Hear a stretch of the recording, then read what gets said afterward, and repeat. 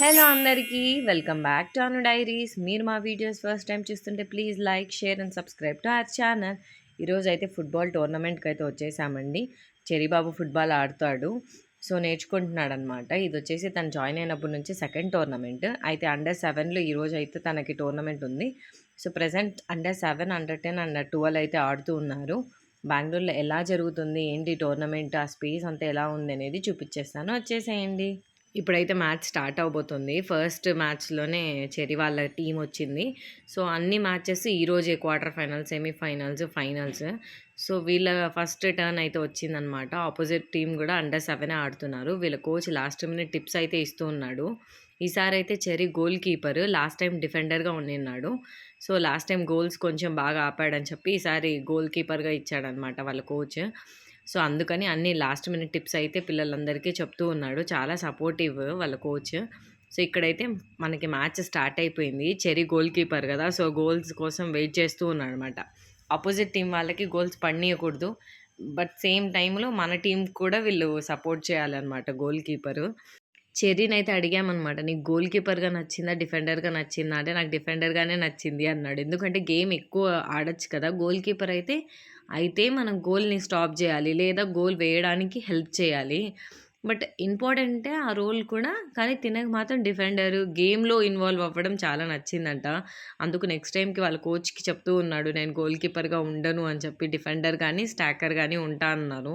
మరి next game ఏమవుతుందనేది చూడాలి. But first గేమ్‌లో వీళ్ళు 6-7 గోల్స్ అయితే కొట్టారు చెర్రీ బాబు వాళ్ళు. మంచి స్కోర్ ఇచ్చారు. ఫస్ట్ గేమ్‌లోనే చాలా మంచి స్కోర్ ఇచ్చారు అపోజిట్ టీమ్‌కి.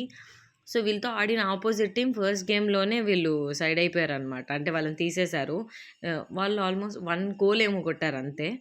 సో, ఇప్పుడైతే మ్యాచ్ ఎండింగ్ స్టేజ్. పిల్లలంతా చెర్రీ వాళ్ళ టీమ్ వాళ్ళంతా చాలా కోఆపరేటివ్, చాలా బాగా ఆడారు.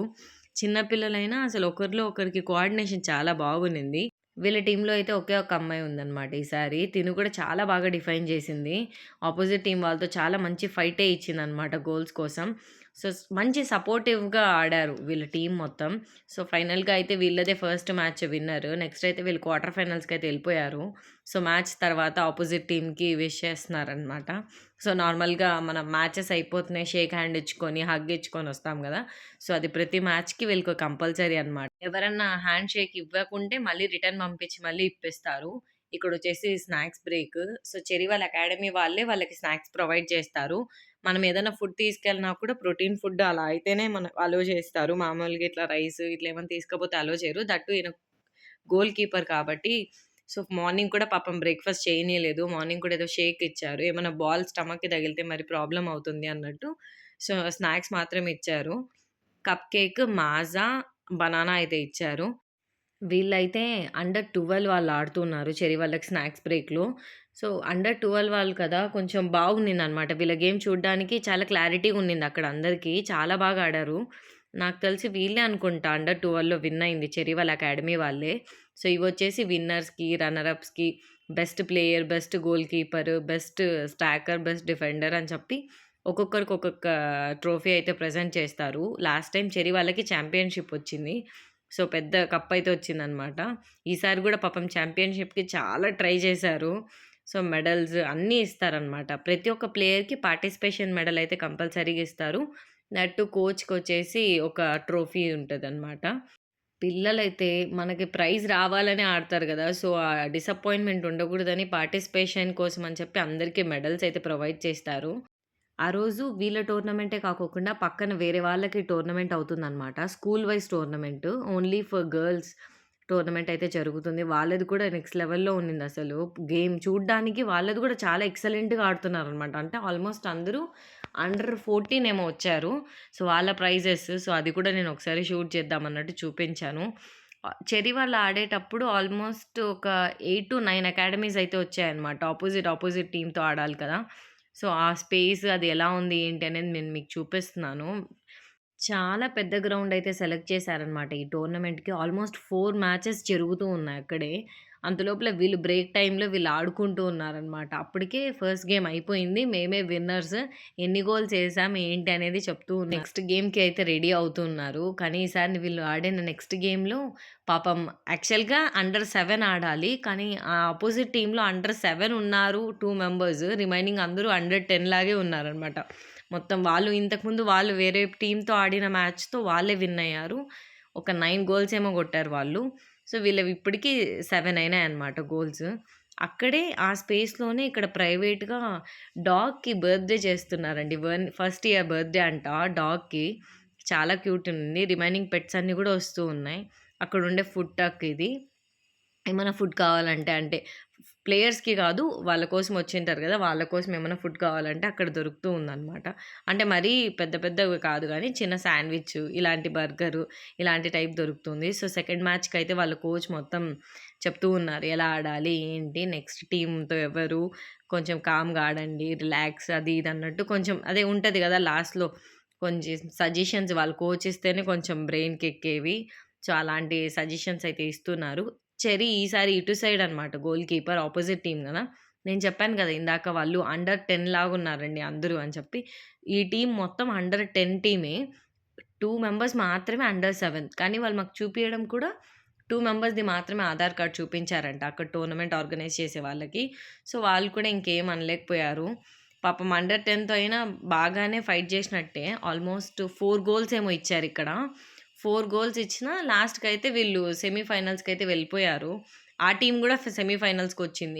ఇప్పటి వరకు 3 టీమ్స్ అయితే సెమీఫైనల్స్‌లో ఉన్నాయి. ఇంకొక టీమ్‌ని సెలెక్ట్ చేయాల్సింది అలా ఉన్నింది. లాస్ట్ మినిట్‌లో చెర్రీ వాళ్ళకైతే చాలా డిసప్పాయింట్‌మెంట్. వీళ్ళతో ఆడాల్సిన అపోజిట్ టీమ్ వాళ్ళొచ్చేసి మధ్యలోనే గేమ్‌ని క్విట్ చేశారు. వాళ్ళు అప్పటికే 2 గేమ్స్ ఓడిపోయారు. ఇంకొక గేమ్ ఆడినా వాళ్ళకి యూజ్ ఉండదనమాట. అంటే 3 గేమ్స్ విన్ అయితేనే మనం ఫైనల్స్‌కెళ్తాం. వాళ్ళు ఆల్రెడీ 2 వెళ్ళిపోయిందని చెప్పి, వాళ్ళు మధ్యలోనే క్విట్ చేసేసి మెడల్స్ అన్నీ తీసుకొనైతే వెళ్ళిపోతూ ఉన్నారు. సో, ఇంకా ఆబ్వియస్‌లీ చెర్రీ వాళ్ళకి అపోనెంట్ టీమ్ లేదు కాబట్టి, చెర్రీ వాళ్ళు కూడా డ్రాప్ అవ్వాల్సొచ్చింది. పాపం చాలా అప్‌సెట్ అయ్యారనమాట. ఏడ్చారు ఇద్దరు, ముగ్గురు. మా అపోజిట్ టీమ్ లేకపోతే మేమేం చేయాలి అన్నట్టు. కానీ 3 టీమ్స్‌తోనే మనం సెమీ ఫైనల్స్‌ని ఇది చేయలేం కదా! సో, అప్పుడు కంపేర్ చేసుకుంటే 9, 8, 7 ఉన్నిందనమాట. చెర్రీ వాళ్ళ గోల్స్ 7. సో, అపోజిట్ టీమ్ లేనందువలన చెర్రీ వాళ్ళకి కూడా పాపం మ్యాచ్ అయితే స్టాప్ అయిపోయింది. సో, అందుకని పార్టిసిపేషన్ మెడల్స్ అన్నీ ప్రొవైడ్ చేస్తూ ఉన్నారు. ట్రోఫీ అని. లాస్ట్ టైమ్ అయితే విన్ అయ్యారని చాలా హ్యాపీగా ఫీల్ అయ్యారు. అందుకే ఈసారి మొత్తం అందరూ కొంచెం డల్ అయ్యారు. అపోజిట్ టీమ్ లేదు కదా! మేము ఆడలేదు అన్నట్టు. కానీ ఇట్స్ ఓకే. వాళ్ళు చేసిన మిస్టేక్‌కి వీళ్ళెందుకు అన్నట్టు అందరూ ఎంకరేజ్ చేశారనమాట. అక్కడున్న వాళ్ళందరూ చాలా చెప్పారు. మీరు చాలా మంచి ఫైట్ ఇచ్చారు అండర్ 10 వాళ్ళతో కూడా అని. అయినా గూడా పిల్లలు పాపం మాకు ట్రోఫీ రాలేదే అని ఫీల్ అవుతున్నారు. నేను లాస్ట్ టైమ్ చెర్రీ వాళ్ళ ఛాంపియన్‌షిప్ వచ్చిన ఫోటోస్ కూడా నేనిక్కడ యాడ్ అయితే చేస్తాను. సో, వాళ్ళ కోచ్‌కి, వీళ్ళ టీమ్‌కి అంతా పార్టిసిపేషన్ ట్రోఫీ అంతా ఇచ్చారు. ఇంకా అక్కడొచ్చిన పేరెంట్స్ అందరూ ఫోటోస్, వీడియోస్ అయితే షూట్ చేస్తున్నారు. వాళ్ళ చెర్రీ వాళ్ళ అకాడమీ వాళ్ళు మొత్తం అంతా ఫోటోస్, వీడియోస్ అంతా తీసుకుంటూ ఉన్నారు. ఇప్పుడైతే నేను చెర్రీ వాళ్ళవి ఇందాక చెప్పినట్టు లాస్ట్ టైమ్ ఛాంపియన్‌షిప్‌ది చూపిస్తా చూడండి. చాలా హ్యాపీ ఫేసెస్ ఛాంపియన్‌షిప్ వచ్చింది అని చెప్పి అప్పుడు. But it's okay. ఈసారి కూడా అపోజిట్ టీమ్ లేనందువలన వీళ్ళు కొంచెం గేమ్ ఆడలేకపోయారు. సో, అదే చెప్తున్నా. ఇక్కడే చెర్రీ ఫేస్ చాలా డల్ అయిపోయిందనమాట. అంటే నెక్స్ట్ గేమ్ మేము ఆడలేదు, ఫైనల్స్‌కెళ్ళలేదు అని చెప్పి. నేనిక్కడ కూడా అదే చెప్తున్నా. అపోజిట్ టీమ్ వాళ్ళు లేరు. సో, అందుకని వీళ్ళు డ్రాప్ అయిపోయారు గేమ్ నుంచి అని చెప్పి. లాస్ట్ ఇయర్ ఛాంపియన్‌షిప్‌ది చెప్పి కొంచెం ఆయనని చీరప్ చేశాను. ఇంక నెక్స్ట్ గేమ్‌లో చూసుకుంటాం మేము అని. మా వీడియోస్ మీకు నచ్చినట్టయితే ప్లీజ్ లైక్ చేయండి, షేర్ చేయండి, సబ్స్క్రైబ్ చేసుకోవడం మాత్రం మర్చిపోకండి. పక్కనున్న బెల్ ఐకాన్ క్లిక్ చేస్తే మేము వీడియోస్ ఇలా పెట్టగానే మీకు నోటిఫికేషన్స్ అలా వచ్చేస్తాయి. Thanks for watching. See you soon.